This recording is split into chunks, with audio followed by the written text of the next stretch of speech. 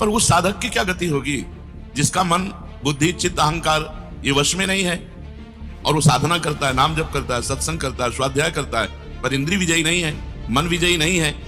तात्पर्य है कि वो नरक तो जाएगा नहीं, क्योंकि नाम जप करता है। कि यदि कोई भी नारायण कृष्ण हरि बोलता है, गले में कंठी बांधे, वैष्णव है, भगवान का दास है, भूल करके मत जाना, तो नरक तो जाएगा नहीं। क्योंकि किसकी क्या गति होगी इसका निर्णय तो सिर्फ भगवान कर सकते हैं। पहली बात है कि उसकी दुर्गति नहीं होगी।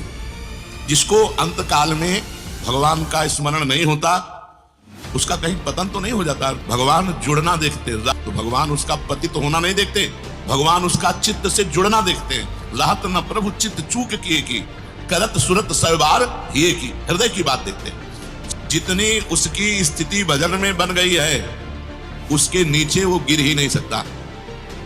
बहुत बढ़िया बात है। हमारा अगर 100 नाम जप हो गया है तो 101 से चलेगा अगले जन्म में, 99 से नहीं चलेगा। उसकी साधना जितनी है वो कभी नष्ट नहीं हो सकती। चाहे जितना बड़ा पाप बन जाए, उस पाप का उसे दंड भोगना पड़ेगा, लेकिन उसकी साधना नष्ट नहीं होगी। ये इस मार्ग का बहुत बड़ा सपोर्ट है कि मानो हम दिन भर भजन किया, हमसे शाम की गलती हो गई तो बोले दिन भर का भजन नष्ट हो गया। नहीं, आपका भजन दिन भर का वो है, और जो आपकी गलती हुई वो अलग है। गलती का आपको प्रायश्चित या दंड भोगना पड़ेगा, और भजन आपका सुरक्षित है। भक्त बीज पलटे नहीं, जो जुग जाए अनंत, ऊंच नीच कुल उपजय होए संत को संत।